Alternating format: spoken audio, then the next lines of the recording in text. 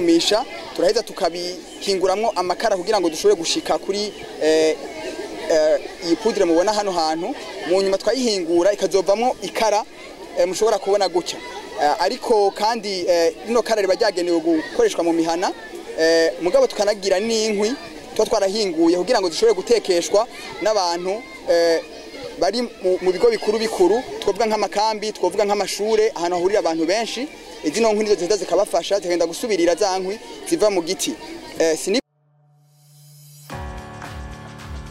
Javuye mu mucafu ngo tubwira ibiki mwihura muki bigenda gute kurinda ubona no makara n'ibitose biga Ego murakoze cyane nkuko mubivuze twe dukora mu shiramwe kaze green economy ibyo duhingura turahingura amakara tugahingura n'inkwi za kijambere bigenda gusubirira ya makara n'inkwi biva mu giti ivyo rero mu byo tubihinguramwo turahingurira cyane mu bisigarira ku bitegwa kandi tugahingura no mu yarara abora rero muri rusangi kugira ngo izo ntambwe zose tuzishikeko twagerageje kuvyerekana hano hantu haba twatororokanije ayo marara n'ivyo bisigazwa ku bitegwa hanyuma tukabitwara tukavyumisha iyo deje kuvyumisha turaheza tukabihinguramwo amakara kugira ngo dushobore gushika kuri iyi poudre mubona hano hantu mu nyuma twayihingura ikazovamwo ikara mushobora kubona gutya ariko kandi ino kara riba ryagenewe gukoreshwa mu mihana mugabo tukanagira n'inkwi twarahinguye kugira ngo dushobore gutekeshwa n'abantu bari mu bigo bikuru twovuga nk'amakambi twovuga nk'amashure ahantu hahurira abantu benshi izino nkwi nizo ziheza zikabafasha zigenda gusubirira za nkwi ziva mu giti sinivyo gusa two turanahingura n'imbabura nazonyene tukagereza kuzikora twisunze guha agaciro bya bintu abantu benshi bataye imbabura mubona nazo nizi cyashobora kugwizwa kugira ngo dushobore kuzishira ku isoko bano bazironke ariko ushobora kuyibona ingene izo bimeze zino mbabura mushobora kurabira kuri zino twabazaniye kugira ngo mubone ibyo two turagerageza guhingura na cyane tugenda kwerekana yuko muri ya micafu muri ya mayarara bya bintu bata tweho tubibonamwo agaciro kugira ngo dushobore guhinguramwo ibintu byankenerwa buri munsi mu buzima bw'abantu b'abarundi. Merci beaucoup. Comment est-ce que nous procédons? Premièrement, il y a la collecte des matières premières que nous faisons. Et nos matières premières, ce sont les résidus agricoles, ce sont les déchets solides biodégradables. Après avoir collecté les matières premières, nous les transportons à l'usine où ils sont traités par séchage, mais aussi nous pratiquons la carbonisation pour pouvoir obtenir donc le charbon qui va être utilisé surtout par les ménages, mais aussi ces matières premières, nous pouvons les transformer pour obtenir donc ce que nous appelons des briquettes, qui vont être des substituts du bois de chauffe.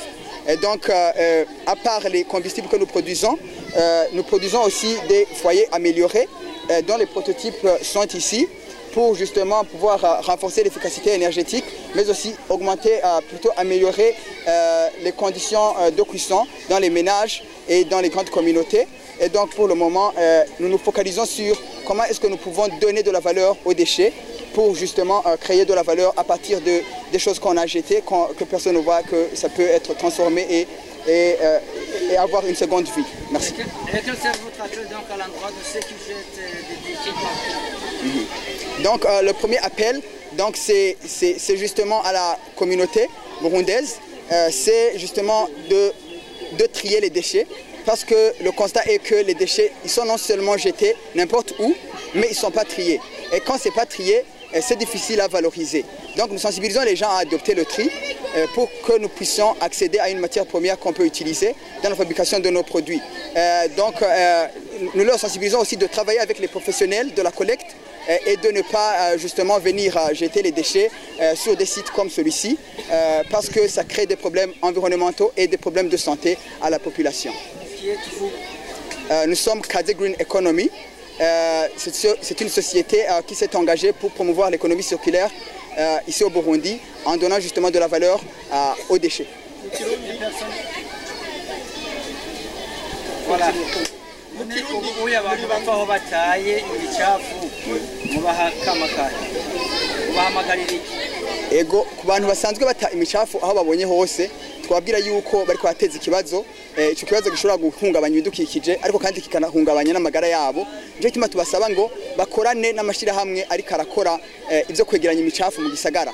Ariko kandi cya kabiri tubasaba nuko mu kwegeranya iyo micafu yabo mu mihana boza baracangura bagakuramo ibibora n'ibitabora kugira ngo ivyo batuzaniye natwe mu mahinguro yacu duha agaciro iyo micafu dushobore kugira ico tubikozemwo kugira ngo bigaruke bigira ico bifashije mu butunzi bw'igihugu no mu kumerwa neza ko mu gihugu. Ego turi Kaze Green Economy nishirahamwe gihaye ihangiro ryo guteza imbere ubutunzi budahungabanya ibidukikije na cyane cyane tugenda guha agaciro ivyo abandi bantu baba basa n'abataye nk'amayarara n'ibindi kugira ngo duhinguremwo ibikoresho dushobora guhereza abanyagihugu. Je nitwayitanga Iviza Yves nkabanjejwe ibikorwa muri Kaze Green Economy.